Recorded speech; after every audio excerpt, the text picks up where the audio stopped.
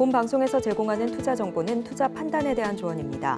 방송에서 제공하는 주식의 가치, 가격 상승 및 하락에 대해서는 방송사에서 보장하지 않습니다.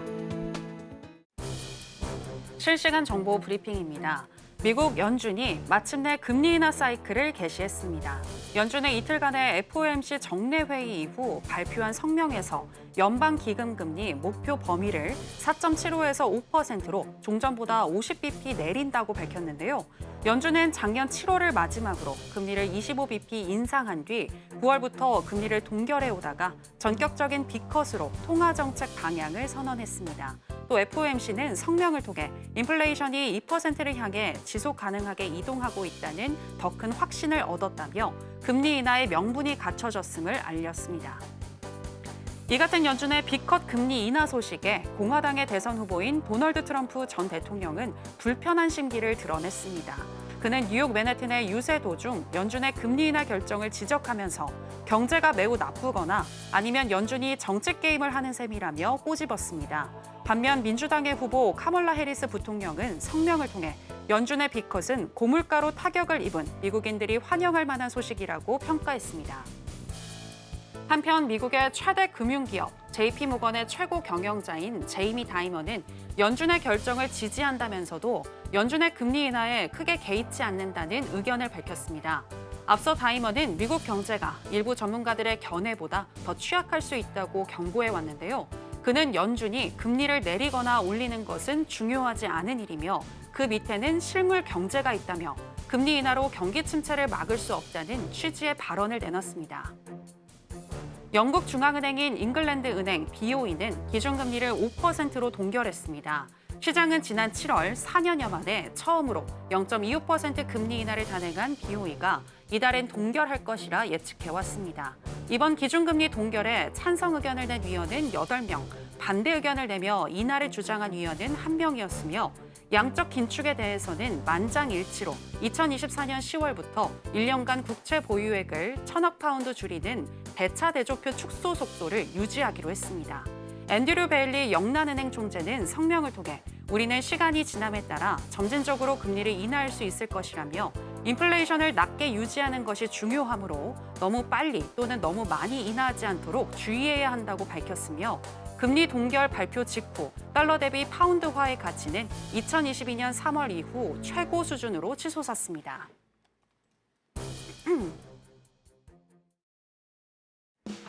지금은 해선시대. 여러분 안녕하세요. 해외 선물 상황을 가장 빠르게 알려드리는 시간 해선시대 정유현입니다. 미국 연준이 B컷 금리 인하를 단행했습니다. 베이비 스텝으로 금리 인하를 할 것이라는 게 시장의 중론이었지만 연준은 보다 큰 폭인 B컷으로 금리 인하를 단행한 건데요. 결정 직후에 시장은 환호하는 분위기였으나 경기 침체에 대한 우려감과 또 내일 있을 BOJ의 금리 결정을 앞두고 경계감과 함께 어제 뉴욕의 3대 지수 모두 파란불을 켜면서 마감을 했습니다. 그리고 오늘은 신규 실업수당 청구 건수와 또 필라델피아 연은이 집계한 제조업 활동 지수 등이 발표가 됐는데요. 전반적으로 봤을 때 미국 경제는 아직까지 건재하다는 것을 보여주는 그런 지표들이었습니다. 일단 오늘 뉴욕의 3대 지수 상승으로 출발을 했습니다. 그럼 본격적인 시작 전에 주요 경제지표 일정부터 만나보고 오시죠. 해선시대 주요 경제지표 일정입니다. 미국 노동부가 매주 발표하는 미국의 신규 실업수당 청구 건수는 21만 9천 건으로 예측치와 이전치를 하회했고 연속 실업수당 청구 건수 역시 예측치와 이전치를 하회한 182만 9천 건으로 확인됐습니다. 필라델피아 연은은 관할 지역의 9월 제조업 활동 지수가 1.7로 예측치와 이전치를 크게 상회했다고 밝혔습니다. 제조업 활동 지수는 기준선인 0보다 높을 경우 경기의 상승을 0보다 낮을 때는 불황을 의미합니다. 내일 오전 10시 15분에는 중국 중앙은행인 인민은행이 대출 우대금리를 발표합니다. 정오에는 일본 중앙은행 BOJ의 기준금리 결정이 예정되어 있습니다.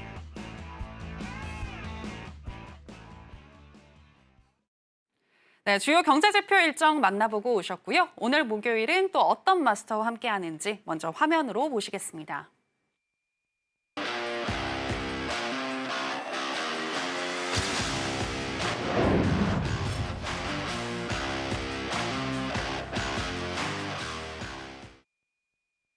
네, 해외 선물계 왕자님, 해왕 마스터 나왔습니다. 마스터님, 안녕하세요. 네, 시청자 여러분들께도 인사 부탁드립니다.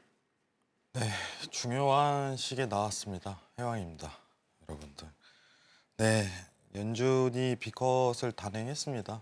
네, 그리고 앵커님께서 얘기했듯이 이제 BOJ 회의를 앞두고 있는데 시장에 대한 영향 포인트가 또 추가적으로 뭐 있을까? 앞으로 시장 어떻게 좀 전개될까? 이 부분 요점 정리 확실히 들어가도록 하겠습니다. 1시간 동안 잘 부탁드립니다. 네, 추석 연휴를 보내고 다시 돌아온 해선시대인데요. 오늘 해왕 마스터님과 함께하게 됩니다.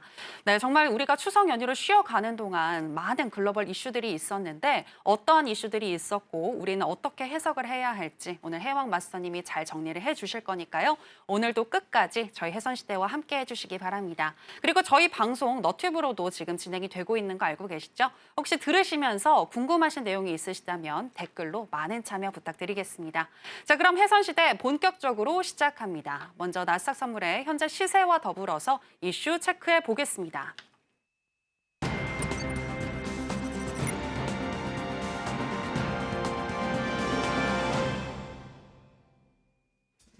나스닥 선물 차트 보시겠습니다. 어제 금리 결정 발표 직후 상승을 했다가 하락으로 전환하면서 마감을 했고요. 오늘은 개장 전부터 빨간불을 켜면서 2% 넘는 상승세를 보여줬습니다. 그리고 오늘 발표한 신규 실업수당 청구 건수는 시장 예상치를 하회하고 또 필라델피아 여든이 집계한 제조업 활동 지수는 시장 예상치를 큰 폭으로 상회하면서 상승세 이어지고 있고요. 오늘 개장 이후에도 상승을 하면서 10시 42분경에는 2073포인트까지 찍었습니다. 그리고 그 이후에는 차익 실현 물량이 나오면서 10시 52분경에는 19,964포인트까지 떨어지기도 했고요. 그리고 현재 시점에서는 2.2% 정도 상승한 2011선 지나가고 있습니다. 자, 그럼 이번에는 나스닥과 관련한 이슈도 체크해 보겠습니다. 네, 미국 연준이 B컷 0.5%로 금리 인하를 단행했다라는 것은 저희가 실시간 정보 브리핑을 통해서 짚어드렸고요. 그리고 또 발표를 한 함께 공개된 이 점도표의 내용도 세부적으로 저희가 짚어드리겠습니다. 먼저 중립금리의 추정치는 3번 연속 상향이 됐습니다. 석 달 전 2.75%에서 2.875%로 세 번째로 상향이 되면서 팬데믹 이전 저금리 시대로 돌아갈 가능성은 작다는 판단을 엿볼 수가 있었습니다. 또 올해 말에 금리 전망치를 통해서 2026년 말까지 250bp 금리를 내린 뒤에 2027년부터는 금리 동결 기조로 돌아선다는 의지를 확인할 수 있었는데요. 즉 2026년 말 금리 인하를 종료하더라도 중립금리와 같은 수준으로 정책금리가 중립을 밑돌 정도로 완화적인 통화 정책은 하지 않겠다는 의지를 또 확인해 볼 수가 있었습니다. 그리고 올해 GDP 성장률 전망치는 2%로 석 달 전보다 0.1%포인트 하향됐고요. 또 올해 근원 PC 전망치를 2.6%로 0.2%포인트 낮추는 등 인플레이션에 대한 확신은 커졌으나 고용에 대한 우려가 커졌다는 것도 동시에 확인할 수 있었습니다. 올해 연말 실업률의 전망치를 4.4%로 석 달 전에 비해서 0.4%포인트 상향했기 때문인데요. 그리고 연준은 2026년이 되어서야 실업률이 하락하면서 2027년이 되면 완전 고용의 버금가는 4.2% 실업률에 도달할 수 있을 것이라고 얘기를 했습니다. 네, 그리고 이 같은 연준의 발표에 대해서 전문가들은 다양한 해석을 내놓았는데요. 미국의 주요 투자 은행들은 매파적인 B컷이라는 평가를 내렸습니다. 뱅크 오브 아메리카는 연준이 비둘기적인 베이비컷과 매파적인 B컷 중에 후자를 선택했다며 연준이 오늘과 같은 매파적인 깜짝 행보를 또 보일 것이라는 점은 회의적이라고 말을 했습니다. 또 웰스파고 같은 경우에는 B컷과 향후 전망에 불일치가 발생하고 있다며 이는 중립이 어디에 있는지 불확실하기 때문이라고 전했습니다. 그리고 호주 파이낸셜 리뷰는 이런 평을 하기도 했는데요. 한 가지 확실한 점은 한 번 크게 가면 다시 되돌릴 수 없다며 이제는 인플레이션 확대 위험이 있어도 통화 정책을 되돌릴 수 없다고 말을 했습니다. 관련해서 이야기 나눠보겠습니다. 네, 마서님 지난주에 출연을 하셨을 때 사실 베이비 스텝 금리 인하를 예상을 하셨잖아요. 네. 근데 지금 연준이 깜짝 B컷 금리 인하를 단행을 했는데 이런 결정에 대해서 어떻게 보시나요? 뭐 다 알고 있다시피 뭐 이제 연준이 좀 고용을 신경을 많이 썼구나. 뭐 그 정도 판단? 뭐 이건데 뭐 근데 가능성에 대해서는 열고 보자고 했는데 중요한 거는 시장에 대한 변동성은 크게 이루어지지 않을 거라고 얘기는 했었어요. 근데 그 기조는 저는 아직도 좀 변함이 없습니다. 예. 지금 어제 발표한 내용은 단순하게 좀 적용을 해볼게요. 딱 두 가지로 볼 수 있을 것 같아요. 예, 50베이시스 포인트 내렸다. 그리고 중립금리 올렸다. 자, 중립금리 뭐예요? 향후 이제 연준이 생각하는 이제 최종 목표치라고 생각하시는 게 제일 편할 것 같아요. 지향하는 금리예요. 지향하는 금리. 근데 중립금리를 올렸다는 거는 지금 50 베이시스 포인트를 내린 거에 대한 어떤 해지 효과가 좀 들어갔다고 저는 생각을 해요. 그러니까 지금 이제 시장을 바라보는 견해가 어디까지 금리 내릴 거야 이걸로 앞으로 계속 바뀔 거예요. 네, 근데 중립금리 올렸으니까 시장 상승에는 굉장히 제한적일 것이다. 이렇게 평가하는 게 저는 맞다고 보고 있고, 난해하죠. 예, 굉장히 난해한 말만 계속 내뱉고 있어요. 굉장히 이제 오늘 어제 50베이시스 포인트 하고서 이제 어떤 시장 요동치고 나서 지금 상승 분위기로 좀 전환되는데 제가 여러분들한테 좀 염두하고 싶은 말씀은 거의 마무리 단계가 아닐까. 시장 상승이 굉장히 제한적일 거란 평가는 아직도 저는 기조를 좀 유지할 거예요. 뭐 코스피는 좀 별개로 얘기하겠습니다. 코스피가 오히려 좀 나쁘지 않게 흘러갈 가능성 굉장히 높아요. 스프레드 폭이 좁아지니까. 네, 한국은행 측에서 사실 이제 금리 인하를 좀 단행 안 했으면 좋겠어요. 네, 그래야 시장이 좋아요. 지금 상황에서는. 네. 금리 인하를 한다고 해갖고 시장이 무조건 좋은 건 아닙니다. 여러분들. 지금은 코스피가 외인 수급이 없다 보니까 아무래도 시장이 많이 죽는 분위기로 가는데 힘든 분위기로 가는데 이번에 미국 쪽에서 이제 비컷을 단행하고 계속적으로 유지를 하면은 코스피도 상승폭을 어느 정도 회복을 할 것 같아요. 근데 그 전에 이제 문제는 이제 금융 위기가 오게 되면은 그게 제일 에러일 것 같아요. 자, 일단 차트 잠깐 확인해 보는데 어제 내용만 좀 확인해 보도록 할게요. 어제 조금 주의 깊게 볼 내용은 뭐였냐면 AI 관련주는 좀 힘을 못 썼습니다. 네, 다들 확인을 하셨을 거예요, 차트에서. 지금은 다소 이제 좀 어떻게 보면 특징주 관련해 갖고 좀 경향이 굉장히 커요. 특징주 관련해서. 오히려 이제 주도주 관련해서 이제 시장에서 힘을 못 쓰는 분위기가 굉장히 이끌어졌는데 지금 보시는 차트는 이제 30년 모기지 금리 차트예요, 여러분들. 뭐 어제 이제 당연하게 금리 인하를 좀 단행하다 보니까 모기지 금리가 확 꺾이는 모습을 보여주고 있어요. 근데 이 모기지 금리가 꺾이니까 지금 부동산 섹터들이 확 튀어올랐어요. 미국 관련 주식에서. 그러니까 무슨 뜻이에요? 특징주죠, 특징주 그냥. 그냥 이슈에 따른 어떤 주식 상승 변동. 근데 반대로 좀 얘기를 하면은 주도주를 한번 보도록 할게요. 우리가 지금 최근에는 이제 테크 섹터를 좀 주도주로 봤잖아요. 이제 애플 관련은 좀 제외하도록 할게요. 지금은 왜 워낙 이제 신작 소식이 있기 때문에. 근데 이제 엔비디아나 퀄컴 관련해서 이제 AI 관련 특징을 확인해 보면은 시장 상승을 견인을 크게 하지 못했다는 점에서 앞으로 특징주 관련해서 이제 단타 종목만 좀 살아남을 가능성이 굉장히 높다는 걸 시사해요. 이제 장기성 이제 투자가 굉장히 힘들어지는 단계로 접어들 거예요. 굉장히. 뭐 코스피는 조금 이게 오래됐죠. 단타 위주로 조금 이제 어떻게 보면 종목 교체하는 상황이 굉장히 오래됐었는데 미국도 이 성향을 따라가는 상황이 이제 연출이 될 것이다라고 판단하시면 좋습니다. 그리고 이제 또 한 번 체크해야 될 사항이 뭐예요? 지금 정리만 할게요.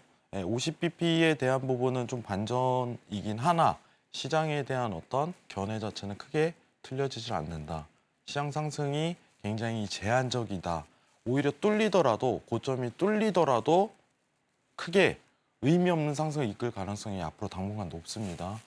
9월, 10월 내에는 어떻게든 현금화 정리를 좀 진행하는 거는 아직까지 ING예요. 버티고 있을 때 정리를 하셔야 돼요. 버티고 있을 때. 갑작스럽게 우리 일전에 얘기했던 블랙 먼데이 같은 갑자기 팡 또 발생해버리면 대처가 안 돼요. 아시겠죠? 자, 그리고 확인을 해봐야 되는 건 이제 중립금리를 올렸다는 점. 중립금리를 올렸다는 거는 어떤 50bp 내린 거에 대한 부분이 그렇게 마냥 좋은 건 아니다. 상황이. 왜냐하면 앞으로는 몇 bp 내리냐가 중요하지가 않아요. 여러분들. 시장 동향에서 이제 FOMC에서 보는 내용들은 뭐냐면 어디까지 갈 건데 이거를 중점적으로 볼 거예요. 거의. 아시겠죠? 네, 이 부분만 판단해 주시면 되고 앞으로 실업률이라든가 이 부분은 좀 체크를 할 거예요. 근데 웃긴 거는 어제 시장 동향에서 좀 체크가 들어갔던 건 이제는 주도주는 상승이 굉장히 힘들다. 그러면은 중장기에 대한 종목 선정은 단순히 접으시는 걸 좀 추천드리도록 하고 웬만하면 이제 특징주 관련해서 단타만 좀 보는 게 좋아요. 요새 러닝 유행이라며요. 러닝 하세요? 아니요, 저는 안 합니다. 안 해요? 네. 근데 이게 시장 동향도 있어요. 우리 뭐 이제 유동성 장세에서는 좀 재밌는 얘기 잠깐 해볼게요. 네네. 유동성 장세에서는 어떤 스포츠가 유행했어요? 유동성 장세에서요? 골프? 네, 골프가 유행을 했어요. 네. 근데 최근 들어서는 이제 러닝이 유행을 해요. 왜냐면 이제 돈에 쪼들리니까 단순하게 몸으로 때우는 활동들이 네네네. 굉장히 활성화되는 것 같아요. 어. 네, 그것도 어떻게 보면 시장에 영향이 있다고 저는 봐요. 음. 근데 중요한 거는 이제 어떤 이 런닝도 특징주예요, 사실상. 그래서 이제 브랜드 관련해 갖고 이제 온앤온 관련해서 뭐 이제 많이 아실 거예요, 요새 런닝화. 예. 근데 그런 주식들만 오르기 시작을 해요. 완전한 특징주. 그러니까 앞으로 이제 어떤 실적이 계속적으로 우상의 모멘텀이 나오면서 뭐 이제 투자하는 영역에 대한 장기 랠리성은 끝났다고 보여지는 게 오히려 좀 확신성이 들어요. 그런 부분에 있어서. 자, 3개 정리했죠? 이제 2개 정리했습니다. FMCA 이제 앞으로 뭘 봐야 되냐? 그리고 이제 주식 종목 관련해서 이제 주도주는 좀 다소 힘들다. 특징주 위주로 봐라. 그리고 마지막으로 봐야 될 게 이제 10년물 국채예요. 제가 이제 저번에 얘기했던 게 이제 전일 이제 상황 전후 해갖고 이제 국채 금리에 대한 흐름, 장단기 금리에 대한 흐름을 계속적으로 체크하라고 얘기를 했습니다. 지난주 얘기 드렸던 건 딱 그거예요. 10년물 국채만 보지 마라. 2년물 국채만 보지 마라. 2개를 동시에 보면서 상황을 지금 살펴봐야 된다. 아니나 다를까 이제 채권 스프레드가 계속 상승을 하고 있어요. 지난주에 우리 0.1이었어요. 0.1. 0에서 0.1인데 지금 0.09로 올랐습니다. 0.09로. 제가 레인지를 좀 확인을 계속적으로 체크를 하는데 이게 사실 이제 바운더리 상황이기 때문에 정확히 이 범주 어디 포인트에 들어와야 시장이 굉장히 위기가 옵니다. 이런 부분은 체크가 안 돼요. 냉정하게. 이 바운더리만 보고 있어요. 그래서 제가 사실 이제 제일 집중하고 있는 게 0.5포인트거든요. 근데 0.5포인트 안에 지금 접근을 굉장히 빠르게 가고 있어요. 시장이. 그럼 위기가 닥칠 가능성이 굉장히 높다는 걸 시사를 합니다. 근데 이제 10년물 국채 금리가 더 상승폭이 크다. 이걸 시사하는 거겠죠. 국채 금리가 오른다는 거. 네, 지금 상황에선 굉장히 좋은 여건은 아니다. 뭐 시장이 위에서 상단에서 버티고 있다고 해갖고 앞으로 다시 좋아지네, 괜찮아질 거야 라는 생각은 좀 안 가졌으면 좋겠어요. 시청자분들이. 네. 이 부분만 좀 체크하면 나쁘지는 않을 것 같습니다. 이상입니다. 네, 미국 증시의 상승세는 이제 끝을 향해서 달려가고 있다라고 보셨는데요. 지금 같은 경우에는 장타보다는 단타 위주로 대응을 하셔야 하고 또 기술주와 같은 주도주보다는 특징주 위주로 살펴보시는 게 좋겠다라고 얘기를 해주셨습니다. 그리고 장단기 금리차에 대해서 이야기를 하시면서 장기와 단기 그리고 금리차 이런 거 잘 살펴보시는 게 좋겠다라고 얘기를 해주셨는데요. 장단기 금리차를 통해서 봤을 때 또 추후에 위기는 닥칠 수 있다라는 부분도 또 시사를 해주셨습니다. 자, 그렇다면 마스터님, 지금 말씀해 주신 걸로 이제 통해서 봤을 때 지금 금리 인하를 선제적으로 대응했다라기보다는 이미 경기 침체가 왔다라고 지금 마스터님은 보시는 건가요?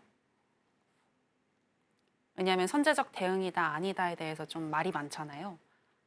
이번 피컷 금리. 저는 그냥 연준이 방어하는 거로밖에 안 보여요. 단기 방어. 50bp 내렸다는 거는 사실 이제 어떤 고용에 대한 부분을 좀 방어를 해야 되잖아요. 네. 고용이나 이제 실업률을 방어할 수 있는 수단이 필요해요. 네네. 그래서 이제 어떻게 보면 베이비 컷보다는 비컷을 단행함으로써 고용과 좀 실업률을 단기간은 좀 살리겠다. 이런 의미로밖에 해석을 안 해요. 네. 그런데 그게 실물 경제나 이런 것들을 파악해 봤을 때에는 사실 지금 좀 많이 어려운 상태라고 보시는 건가요? 최악이죠. 아, 최악이죠. 요즘 너무 힘들어요, 요새 먹고 사는 게. 예, 맨날 이제 연휴 때도 이제 다 이제 곡소리네요. 제가 이제 연휴에 네. 시청자분들 좀 공감하실 수 있을 것 같아요. 제가 연휴에 이제 동네를 돌아다녔는데 동해요? 동네 아, 동네. 예, 네네네. 동네 이렇게 돌아다니는데 반 이상이 가게를 열었더라고요. 어, 반 이상이. 뭐 시청자분들이나 여기 계신 분들 다 공감하실 수 있을 것 같은데 그거 보면서 느꼈어요. 아, 진짜 힘들구나. 음, 왜냐면 쉴 때는 원래 보통 쉬거든요. 네. 근데 자영업자들이 하루라도 좀 더 어떻게 보면은 벌어야 되는. 그쵸. 네. 그런 느낌이 저는 굉장히 강하게 들었어요. 음, 근데 이제 현물 경제에 관련해 갖고는 굉장히 힘든 상황이고 뭐 근데 이제 뭐 장은 아직까지는 버티는 분위기예요. 아직은 시장 내에서. 근데 지금 상황에서 이제 빅스 지수도 계속 오르기 시작하고 금값도 사상 최고치잖아요. 근데 이게 아마 위험에 대한 선제적 반영이 아닐까 이런 생각 계속 가져요.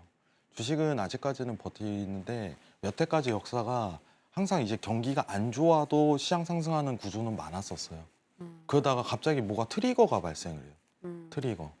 저도 죄송한 얘기지만은 여기서 할 얘기는 아니에요. 근데 그 트리거를 제가 발견을 아직까지 못 하고 있어요. 뭐 때문에 과연 미국 경제 위기가 올 것인가? 라고 해서 가불론박이 아직도 시장 내에서는 굉장히 많은 상황입니다. 리먼 때도 똑같잖아요. MBS가 터졌어요, 먼저 선제적으로. 근데 막 방어를 했어요. 근데 결국에 리먼이라는 회사가 처음에 부도를 내기 시작하면서 연쇄로 이제 줄 도산이 들어가는 상황이었어요. 금융 파생 상품이 연결돼 있다 보니까. 근데 그게 시간에 대한 부분이 다소 걸렸어요. MBS가 문제가 발견되더라도. 그리고 그 당시에는 어떻게 보면은 진짜 이제 미국에서 내놓으라는 어떤 신용보고서죠. 다 모든 게 좋다고 평가를 했기 때문에 어느 누구도 그걸 발견할 수 있는 상황은 안 됐었습니다. 그 상황을 실제로 다 뒤져보지 않는 이상. 지금도 같은 이치라고 생각을 해요. 지금 뭔가는 트리거가 발생하지만은 표면적으로 좀 드러나지 않는 상황이 연출됐다고 저는 생각을 해요. 근데 그때 가면은 좀 다소 늦은 것 같아요. 그때 가면은. 지금 시장이 우리 아시다시피 2만 1,000포인트까지 찍었습니다. 말도 안 되는 수치까지 올랐어요. 유동성 장애 저희 10,000포인트가 안 됐었어요. 제가 여기서 몇 년 전에 방송하더라도 이제 7,000포인트, 막 6,000포인트 이 얘기하고 있었어요. 나스닥을. 여러분들. 근데 지금은 몇을 얘기해요? 지금 실시간 차트로 19,000 얘기하고 있습니다. 예. 이미 오를 대로 올랐어요. 많이 올랐다고 생각을 해요. 근데 이거는 어떻게 보면은 시장에 대한 계속 어떻게 보면은 중앙은행과 이제 미 정부에 대한 어떤 합작이라고 생각을 해요, 그냥. 근데 이걸 잘했다, 잘못했다 판단하는 거는 추후 미래에 판단을 할 일이겠죠. 그럼 이건 대선과도 연결이 되는 거 아닌가? 대선하고는 좀 네. 상관은 크게 없을 것 같아요. 지금 상황에서. 어, 팬데믹이 뭐 이제 뭐 미국 대선 때문에 일어난 것도 아니고 팬데믹 때문에 이제 유동성장 불어일으킨데 근데 어쨌든 우리는 수익 활동을 펼치려면은 위험한 건 피해가자. 항상 저는 이 마인드예요. 근데 저는 지금 상황이 굉장히 안전한 척하지만 위험한 시기라고 보고 있습니다. 계속적으로 다음 주에도 얘기를 드릴 거고 다다음 주에도 이 자리에서 얘기 드릴 거예요. 그래서 웬만하면은 10월 늦어도 완전 10월까지는 최종 정리 다 들어가세요. 아시겠죠? 금리 인하를 11월에 할 가능성이 이제 굉장히 높아졌죠. 어제 파월도 얘기했습니다. 뭐라고 얘기했어요? 빅컷은 이번뿐이다. 하지만 금리 인하를 계속적으로 할 의지 자체는 너무 확고하게 보여줬어요. 네. 11월에 금리 인하 확률이 굉장히 확정적으로 25bp로 드러난 셈이죠. 지금은. 근데 저는 두 번째 금리 인하 단행하고가 제일 위험에 대한 시기라고 보고 있어요. 근데 체크 한번 더 들어가 볼게요. 예. 지금 11월 며칠이죠? 자, 잠시만요. 우리 금리 인하 다음 FOMC 회의 일정이 확인을 해보면은 네, 11월 8일로 정해져 있습니다. 여러분들 11월 8일 지금 상황에서 보면은 25 베이시스 포인트 내리는 게 이제 70%에 육박하고 있는 상황이에요. 여러분들 이 점 참고하시고 11월 이후가 좀 가장 저는 위험한 단계라고 보고 있으니까 최대 늦더라도 다음 달까지는 안전하게 모든 주식을 좀 현금화시키시길 바랍니다. 이상입니다. 네, 그리고 추가적으로 하나만 더 여쭤보고 싶은데요. 내일 또 BOJ의 금리 결정이 있잖아요. 네. 네, 지금 시장에서는 금리 동결을 많이 예상을 하고 있기는 한데 어떻게 보시나요? 저도 동결 쪽으로는 일단 보고 있는데 네. 이게 엔캐리 트레이드에 대한 의심 자체가 저는 사실 아직도 있어요. 청산에 대한 그 영향이 있을 것이다.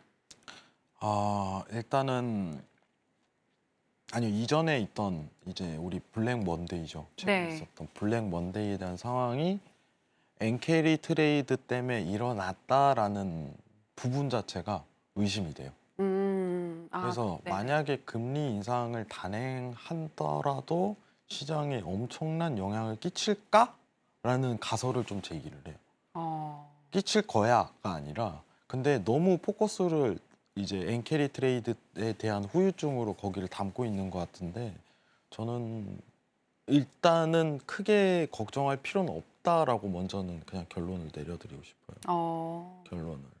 뭐 연말 가면은 이제 BOJ에서 어떻게 또 정책 구조를 변화시킬지에 대한 여지는 남아 있습니다.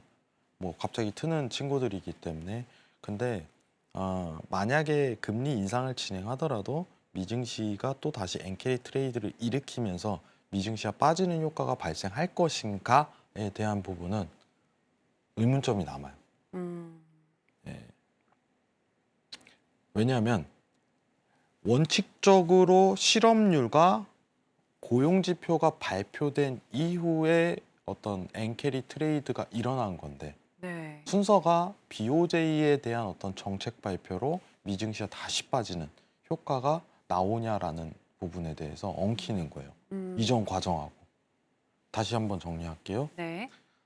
우리가 지금 블랙 먼데이가 좀 발생을 했었던 건 실업률과 고용지표 발표 이후에 일본에 대한 금리 인상 관련 내용으로 엔캐리가 확 드러나 버렸어요. 그럼 순서가 일단 미국 지표가 안 좋고 BOJ가 발표가 일어났다. 이렇게 돼야 돼요. 근데 지금은 미국 지표를 어떻게든 막기 위해서 미국 금리를 B컷을 단행한 상황에서 단순히 일본이 금리 인상을 단행한다고 해갖고 이 효과가 미증시 블랙 먼데이처럼 일어날까라는 부분에 대해서 의문이 생기는 거예요. 정확하게. 안 나올 가능성이 있다. 이렇게 판단하셔도 저는 괜찮다. 이런 표현을 드리고 싶습니다. 그래서 너무 겁먹을 거 없다. BOJ에 대해서는.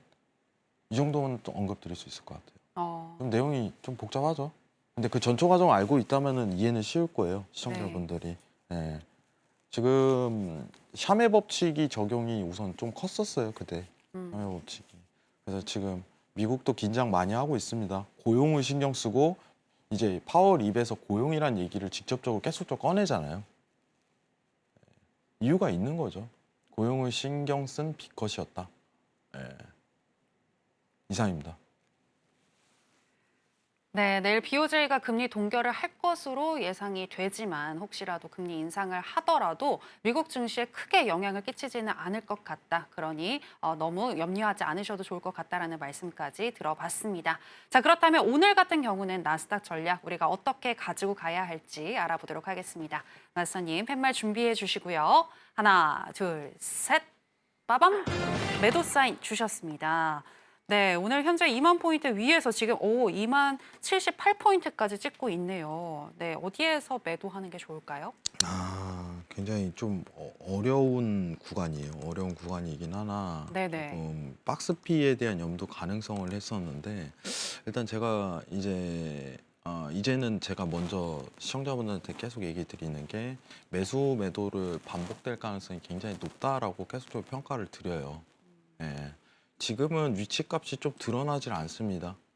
위치값이. 왜냐하면 지금 추세가 이게 상승에 대한 구조가 여러분들 몇 시부터 드러났어요? 오늘 오후장, 오늘 오전장부터 계속적으로 드러났죠. 오전장부터 미증시 기준으로. 네. 네, 그렇기 때문에 지금 상승 추세를 밟는 거는 추격성이 굉장히 가까운 상황이에요. 네. 근데 이제 60분봉을 확인을 해보면 이제 보통 박스 P가 드러나는 장세에서는 RSI가 이제 상단에 있을 때 거의 이제 고점 포인트를 만드는 경우가 굉장히 많아요. 예. 그 현재는 이제 고점을 향해 거의 다가왔다라고 판단하시는 게 가장 이상적이고 추가적인 상승에 대한 포인트를 진입하는 건 굉장히 무리라고 보고 있어요. 지금 야간장에는 여러분들. 그러면 어떤 이탈에 대한 관점을 굉장히 신경 써야 되는 구간인데 이게 오늘 새벽 시간대 올 가능성이 저는 굉장히 다소 높다고 생각해요. 새벽 2시, 3시 이후에. 네, 지금 추격으로 들어가기엔 굉장히 힘든 구간이고. 네. 여러분들한테 드리고 싶은 거는 만약 단기성으로 앞으로 나는 확인을 할 거야 라고 했을 때는 굉장히 간단한 차트만 보면 돼요. 근데 지금 오늘에 대한 방향성을 논하는 건 어떤 지지에 대한 이탈이 완전히 드러났을 때 판단해야 될 문제이기 때문에 지금 못해도 이제 19,950포인트는 이탈이 나와야 됩니다. 19,950포인트 이탈이. 그 다음에 이제 매도에 대한 위치값을 확인을 해야 될 거예요. 이 정도만 참고하시면 될 것 같습니다. 이상입니다. 네. 그럼 19,950이 이탈이 나오고 그 이후에 매도를 네, 매도 대응이요. 매도 대응으로요? 예. 950포인트. 알겠습니다. 오늘은 나스닥 선물 지금 추격성이 강하게 올라가고 있다라고 보시면서 19,950포인트를 이탈하는지 이 부분 확인을 하시고 그 다음에 매도 대응에 대해서 얘기를 해주셨습니다. 자, 이렇게 나스닥 전략 정리해 보도록 하겠고요. 그럼 계속해서 크루드 오일의 현재 시세와 더불어서 전략 체크해 보도록 하겠습니다. 네, 크루드오일 선물 차트 살펴보시겠습니다. 연준의 빅컷에도 수요 부진 우려가 더 부각이 되면서 어제 하락했던 오일인데요. 오늘은 금리 인하 이슈와 또 제조업 지표 호조로 인해서 상승 중에 있습니다.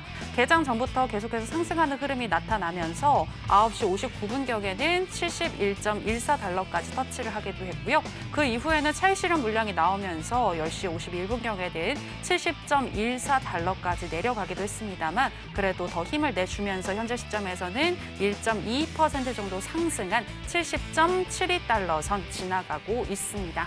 자, 그러면은 크루드 오일 선물 어떻게 대응을 해야 할지 전략 알아보도록 하겠습니다. 네, 70달러를 회복한 오일인데요. 어떻게 가져가야 할지 전략 알아보도록 하겠습니다. 마스터님 팻말 준비해 주시고요. 하나, 둘, 셋, 빠밤. 매수 사인 주셨습니다. 네, 지금 바로 매수해도 되는 걸까요? 아니요. 아니에요. 그러면 어느 선까지 기다릴까요? 오늘 최고점 이탈 이후에 좀 대응하셨으면 좋겠어요. 당일 최고점 이탈. 지금 오늘 당일 고점 좀 체크 좀 해볼까요? 예. 네. 일본 관점으로는 사실 좀 힘드네요. 최고점 이탈을 지지하고 보는 게. 단기 관점은 이 매도에 대한 부분이 굉장히 이후 트레이딩이죠. 23시 23분으로 오고 있는데 오늘 새벽장에 트레이딩 하실 분들은 이제 매수를 보기는 조금 힘든 상황이지만 차라리 저는 내일 관련해 갖고 고가, 오늘 고가죠. 71.14 이탈 뒤에 매수 포인트 한번 보시는 거 좀 추천드리도록 할게요. 그게 좀 안정적인 흐름을 이끌어 갈 가능성이 굉장히 높다. 이렇게 좀 평가를 드리는데 지금 유가 관련해서는 사실 시황이 크게 없어요. 단순히 차트 플레이예요. 레인지가 앞으로 이제 70에서 이제 80에서 70하고 80 레인지 구성만 들어가기 때문에 크게 변동성 없는 어떤 시장이 원웨이로 흐른다는 그 느낌은 못 받을 거예요. 이 구간에 대한 대응만 계속적으로 가능한데 그러면 이게 무슨 뜻이냐? 이게 단타예요. 단타. 단타 대응. 단타 대응. 그러면은 박스피 흐르면은 제일 좋은 관점이 뭐냐면 RSI 상단, 일봉 기준이요. 일봉 하단, 요 반복이에요. 이런 형태에 대한 그림만 좀 지향을 하셔야 돼요. 만약에 상단 닿았다, 이제 매도 포인트 대응. 하단 닿았다, 매수 포인트 대응. 지금은 이제 RSI가 이제 70포인트 닿을 때까지는 계속적으로 매수 대응을 하시는 게 좋은데 오늘보다는 오늘 고점 넘어가는 내일 판단하시는 게 더 낫다고 생각합니다. 예. 71.14달러가 지지를 받아야 된다는 말씀이신 거죠? 아니요, 이탈이 나와야 돼요. 그냥 이제 치고 올라가 버려야 돼요. 아, 저항이라고 돌파. 하죠. 예. 네. 그 저항대를 이제 뚫고 올라가면 그때부터 매수에 대한 대응이 가능해요. 이 부분만 참고하시면 좋을 것 같습니다. 아, 예, 알겠습니다. 네, 5일 같은 경우에는 박스권 대응이 앞으로는 유효하다라고 보시면서 71.14달러 선 이탈, 그러니까 돌파한 이후에 매수 사인을 주셨습니다. 자, 이렇게 크루드 오일도 정리를 해보도록 하겠고요. 계속해서 골드, 현재 시세와 더불어서 전략 체크해 보겠습니다.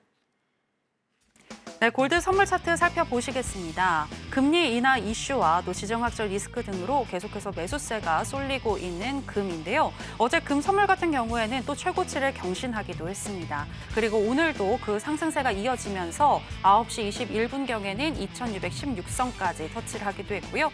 그 이후에 차익 실현 물량이 또 나와주면서 10시 50분경에는 2594선까지 떨어지기도 했습니다. 그리고 현재 시점에서는 횡보하는 흐름 나타나고 있는데요. 현재 강보합권인 0.25% 정도 상승한 2605선 지나가고 있습니다. 자, 그럼 금은 어떻게 대응을 해야 할지 전략 알아보도록 하겠습니다. 네, 바로 전략 가겠습니다. 맞서님, 팻말 준비해 주시고요. 하나, 둘, 셋, 빠밤. 매수 사인 주셨습니다. 네, 오늘 금도 매수이네요. 하지만 어느 선을 또 이제 잘 봐야겠죠? 돌파인가요? 뭐 지지인가요? 지지를 보는 게 좀 나을 것 같아요. 지금 너무 상단이기 때문에 매수는 네네. 계속 보는데 포인트 전략을 좀 잘 봐야 되는데 저는 이제 골드 보시는 분들이 조금 이제 장기 플레이로 봐도 괜찮다라는 생각을 가지는데 2,500포인트에서 한번 보셨으면 좋겠습니다. 2,500포인트. 지금 뭐 100포인트 밑에 있죠. 근데 여기까지 오겠어라고 생각을 하는데 여기 오면 대응하세요. 이번 달 내로는 한번 올 수도 있거든요. 여기서부터 계속 매수 대응하시는 게 나아요. 지금 단가가 너무 높아요. 예. 이게 진짜 이럴 때 그냥 완전히 맨날 추격성으로 들어가 버리면 진짜 한번 물리면은 이제 밑도 끝도 없이 물리는 자리거든요. 그래서 최소한 2,500포인트 오고 나서 완전하게 대응하는 게 나쁘지 않아요. 이제 시간에 대한 여유가 있어요. 한 번은 조정 줄 거예요, 여러분들. 조정 줄 때까지 좀 대응하시라는 의미에서 매수는 들되 포인트는 좀 낮습니다. 예, 안정성 있게 가자고요. 안정성 있게. 2,500은 와야지 다시 재상승 추세를 밟을 수 있을 거라고 생각해요. 근데 금값이 시들어질 거다 이 전망은 아니에요. 이 전망은 아니고 신고점 갱신은 가능하고 지금 뭐 2,700, 800까지도 훨씬 넘어설 수 있지만 안전한 지지 구간이 2,500포인트부터 그때부터 공격적으로 매수하시는 걸 추천드리도록 하겠습니다. 이상입니다. 네. 네, 금은 장기적으로 봤을 때 신고점 경신이 가능해 보인다라고 보셨습니다. 그리고 단타보다는 장기적으로 대응하시는 거 말씀을 해주셨는데요. 금 같은 경우는 안전한 자리가 2,500포인트로 보인다. 2,500포인트 지지를 받을 시에 그때 매수해 보시는 거 얘기를 해주셨습니다. 이렇게 오늘 같은 경우는 해양 마스터님이 나스닥 선물부터 또 크루드 오일, 금 선물까지 다 짚어주셨는데요. 오늘 방송 이후에도 계속해서 궁금한 부분들 해양 마스터님과 소통하실 수 있는 방법 열려 있습니다. 어떤 방법인지 저희가 더 큰 화면으로 준비를 했는데요. 만나보실까요?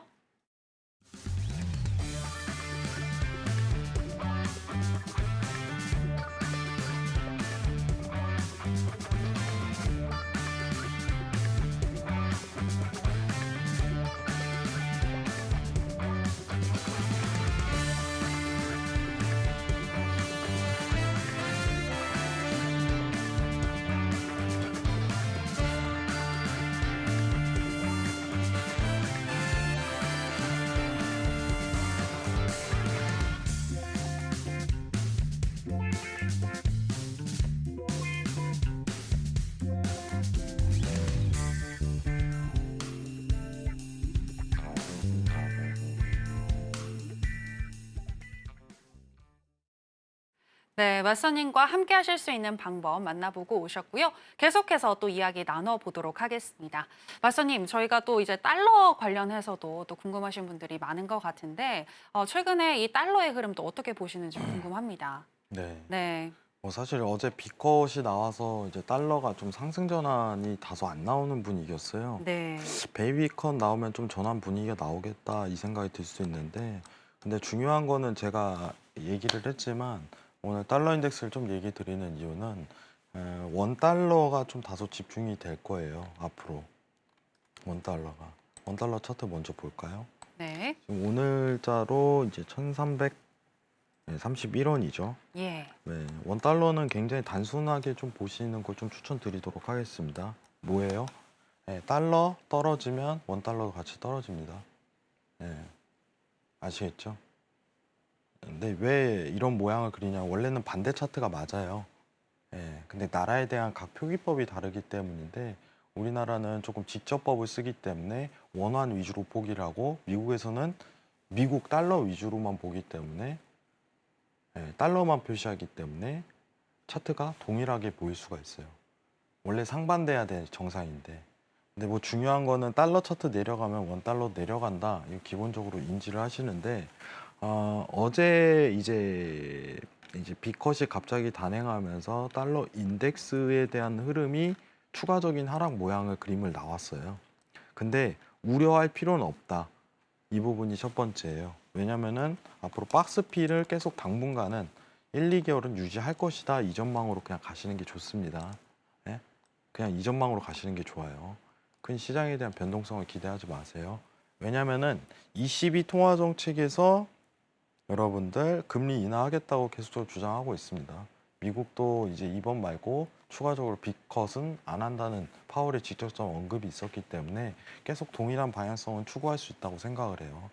자, 그러면 원달러 관련해 갖고는 앞으로 흐름이 어떻게 될 것 같나요? 라고 했을 때 단순하죠. 네. 1300, 정확히 얘기하면은 이제 1300 이제 10원대에서 1400원대 사이 계속 왔다 갔다 칩니다. 네. 그래서 이 부분이 있기 때문에 뭐 여러분들한테 얘기 드리고 싶은 거는 원달러가 올라서 뭐 시장이 안 좋다 이 부분은 크게 신뢰하지 마세요. 크게 의미가 없습니다. 예, 단순히 이제 달러가 박스피를 그리는 흐름이기 때문에 이러한 모양이 나온다라고 가정을 지을 수 있지만은 시장에 대한 부분이 이것 때문에 영향을 갖다 이 부분은 좀 잘못된 표현 같아요. 아직까지도. 근데 제가 왜 원달러를 계속 보냐면은 원달러에 대한 이해도가 좀 높아야 돼요, 여러분들. 미국 주식 투자하려면. 예. 미국 주식 언제 사는 게 좋아요? 시청자분들? 항상 주식은 저렴할 때 예. 그때 사는 게 좋은 거 아니에요? 그럼 우리가 갖고 있는 거는 네. 달러는 없잖아요. 원화밖에 아. 없잖아요. 아, 그쵸, 그쵸. 예. 네. 그럼 언제 유리할까요? 아무래도 달러 원 환율이 낮을 때. 그렇죠. 쌀 때가 네. 좋죠. 네. 예. 좀 지금은 여러분들 높은 구간이에요, 낮은 구간이에요, 원달러가. 지금은 글쎄요. 높은 구간이에요. 싸고 봐야죠. 저는 높은 구간이라고 일단 판단을 하거든요. 네.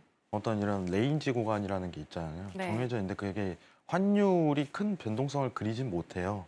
그렇기 때문에 만약에 내가 지금 주식을 수익을 좀 크게 미국 쪽에 냈다라고 가정을 하면 현금 청산에 들어가면 원화로 바꾸긴 나쁘지 않은 시기다. 이렇게 대응할 수 있겠죠. 예, 예. 예.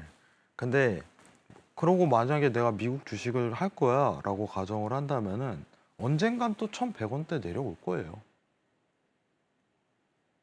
아니에요, 시청자분들? 언젠가. 언제 내려올 것 같아요? 아직은 잘 굉장히 모르겠어요. 간단하게 얘기를 해볼게요. 언제 내려올까요, 여러분들? 지금 이건 잠깐 시간 남았기 때문에 여러분 생각할 시간을 드리는 거예요. 예, 여기 저기 밖에 계신 PD님들도 같이 한번 생각을 해보시는 게 좋을 것 같은데. 일단 대선은 지나야 될 것 같아요.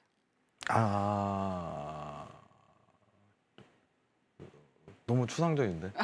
네네. 네. 예. 올해 말이나 시장이 안 좋으면 이라는 표현을 할게요. 금융위기가 발생을 하면은 네네. 어떤 현상이 발생을 할까요? 우리 레퍼런스를 한번 가보자고요. 예상을 한번 해보자고요. 시장이 갑자기 금융위기가 와요. 그럼 연준은 뭐 할까요? 여러분들. 또 돈을 풀나요? 그죠? 네. 또 할 수밖에 없어요. 음. 방식에 대한 차이는 있을 수 있겠죠. 음. 뭐 달러를 푸는 의미보다 어떤 다른 변경안을 할 수도 있을 거예요. 그러면은 달러에 대한 가치는 어떻게 될까요? 여러분들? 또 하락해요. 팬데믹 발생했을 때 이러한 현상이 드러날 거예요. 여러분들. 그러면 이때가 미국 주식 살 때입니다. 그죠? 굉장히 좋죠. 그러면 20, 30% 먹고 시작하는 거예요. 여러분들. 아시겠죠? 그러면은 지금 우리가 만약에 1,400원대 상단에 좀 접근을 한다라고 했을 때는 저는 원화를 바꾸는 거를 굉장히 추천드릴 거예요. 현금을 갖고 계시더라도 미국 증시 청산하고 원화로 좀 변경을 갖고 있다가 또 네. 내려가게 된다면 그때 다시 한번 달러를 투자해 볼까? 그때 늦지 않아요. 유동성장이 다시 시작하더라도. 좀 이따 지나서도. 왜냐하면 달러가 풀려야지 달러 가치가 떨어지는 거예요. 근데 미국이 좀 특이하잖아요. 한 번 풀면 대량으로 풀어버려요. 네. 한 번 쪼이면 제대로 쪼고 무서운 애들이에요, 여러분들. 그래서 원달러에 대한 영향은 미국의 통화 정책에 영향을 가지 한국은행의 통화 정책으로 영향을 받는 게 굉장히 적어요. 왜냐면 예를 들게요. 자, 지금 우리가 보고 있는 게 달러 원 차트죠. 그럼 하나는 미국 통화 정책이고 하나는 한국은행 통화 정책이에요. 근데 누가 사이즈가 커요? 풀고 줄고 하는 어떤 이제 변동성에 대한 사이즈가 당연히 미국. 당연히 미국이겠죠. 양이 달라요, 차원이. 그러면은 이 차트는 미국 차트에 영향을 받는다, FMC에 영향을 받는다라고 결론을 지을 수 있는 거예요. 굉장히 간단하죠. 그러면 우리는 앞으로 초점을 가질 때 한국은행이 이번에 발표를 어떻게 할 것인가? 이거랑 미국이 과연 발표를 어떻게 할 것인가? 앞으로 이 두 정책을 비교한다면 누구 걸 보겠어요? 당연히 미국 걸 보겠죠, 여러분들. 근데 유로 차트는 어때요? 여러분, 유로는 뭐예요? 다 뭉친 애들이에요. 미국이랑 싸우려고. 둘이 푸는 양은 막상막하예요. 전체 다 합치면. 그럼 두 개 다 동시에 봐야겠죠. 네. 그런 어떤 양에 대한 어떤 이제 양적 완화를 했을 때랑 뭘 했을 때 어떤 이 양에 대한 부분이 차이가 있기 때문에 초점을 맞춰지는 부분도 다릅니다. 그러면은 추후 내가 원화를 바꾸고 나서 미국 주식을 나는 사고 싶어라고 했을 때 미국이 만약에 돈을 풀었다, 네, 가정을 짓죠. 그러면 그때부터 미국 주식을 사셔도 늦진 않습니다. 좋은 위치의 환율 조건에 살 수 있는 여건이 돼요. 아시겠죠? 그럼 몇 프로예요? 만약에 1100에서 1400 하면은 여러분들 계산 빨리 해보세요. 시청자분들. 저도 안 돼요. 제가 얘기할게요. 저도 머리가 좋지는 않기 때문에. 네. 그래서 한 20% 나오겠죠. 20에서 30% 사이 나올 거예요. 예. 그럼 그 정도에 대한 자본 이득을 먼저 채우고 나는 미국 주식을 산 거다라고 판단하셔야 돼요. 그럼 마이너스 미국 주식이 마이너스 10%가 나도요. 나는 번 거야, 이미. 그쵸. 그렇게 해결을 볼 수도 있겠죠. 뭐 이제 차트에서 마이너스 10% 뜨면 잃고 있네? 이럴 수 있겠지만 나는 환율로 이미 다 수익을 먼저 먹고 들어가는 거야. 라고 할 수도 있는 거예요. 네네. 네, 이게 굉장히 기본적인 판단이에요, 여러분들. 네. 그러면은 9월, 10월에 현금화 해가지고 그러니까 가지고 주식을 있다가. 매도해서 현금화하고. 이제 상황이 다르죠. 뭐냐면은 네. 내가 만약에 현금화하는 주식이 원화다라고 가정을 한다면 그냥 원화 들고 있으면 되고, 네. 만약에 달러다라고 했을 때 환전도 미리 해두는 게 좋다, 원화로. 이런 판단이 들 수가 있는 거죠. 네네. 네. 왜냐하면 어쨌든 지금 상황에서 만약 금융 위기가 발생한다면 미국 쪽에서 할 수 있는 건 뭐예요? 돈 푸는 거밖에 없어요. 네. 그 가능성은 굉장히 넓단 말이죠. 그러면 돈 풀면 달러 가치 떨어지니까 그때 대응하자 이거예요. 미국 주식에 대한 대응을. 단기간 내에 확 쏟아내요, 친구들이. 네, 그 정도만 좀 판단하시면 좋을 것 같습니다. 근데 미국이 먼저 돈을 풀잖아요. 그러면은 유로도 갑자기 확 풀어요. 그러면서 이제 가치가 이제 먼저 선제적인 달러 대응이 먼저 들어갈 수밖에 없는 거예요. 이게 굉장히 이거 좀 이제 좀 내용이 하드코어하게 흘러가는데 다음 주에 설명드릴게요. 이거는. 네. 이거 좀 재밌는 부분인데 그런 부분도 좀 조금이라도 고민을 하시면서 트레이딩을 하신다면은 굉장히 유리하게 주식을 살 수 있는 기회가 또 열리겠죠. 이 정도만 좀 참고하시면 좋을 것 같습니다. 이상입니다. 네, 현재 달러 원 환율이 높은 수준에 와 있는데 향후 미국 시장이 안 좋아질 때 또 증시가 많이 하락을 했을 때 달러 원 환율도 동시에 하락할 수 있을 것 같다라고 보셨습니다. 따라서 현재 또 미국 주식을 매도하시고 또 원화로 일단은 환전을 해놨다가 나중에 미국 시장이 많이 떨어졌을 때 그때 다시 달러로 환전을 해서 미국 주식에 투자해 보는 것도 하나의 방법이겠다라고 얘기를 해주셨습니다. 그리고 추후에 미국과 또 유럽의 유동성이 많아졌을 때 어떻게 또 흘러갈 것인지 이런 부분들은 다음 주에 얘기를 해주신다고 하셨으니까요. 궁금하신 분들은 다음 주에도 저희 해선시대와 함께 해주시면 되겠습니다. 자, 그럼 아쉽지만 해왕 마스터님하고는 여기서 인사 나누도록 하겠습니다. 마스터님, 오늘 고맙습니다. 네, 저희가 오늘 무슨 이야기를 나눴는지 오늘의 핵심으로 정리해 보겠습니다.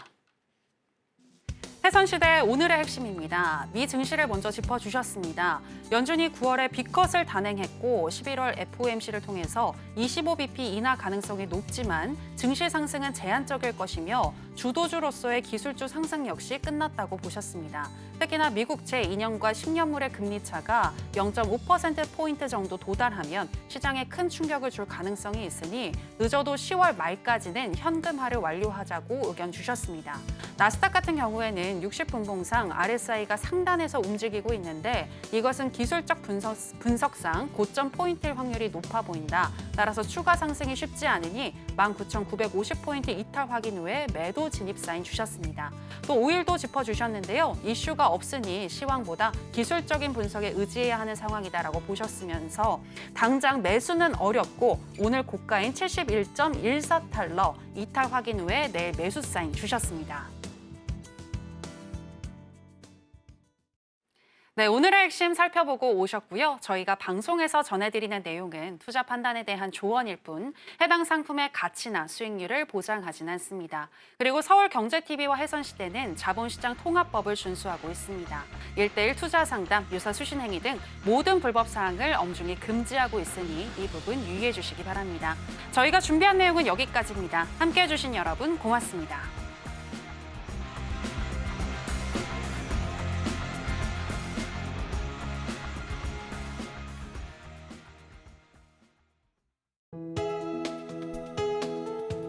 본 방송에서 제공하는 투자 정보는 투자 판단에 대한 조언입니다. 방송에서 제공하는 주식의 가치, 가격 상승 및 하락에 대해서는 방송사에서 보장하지 않습니다.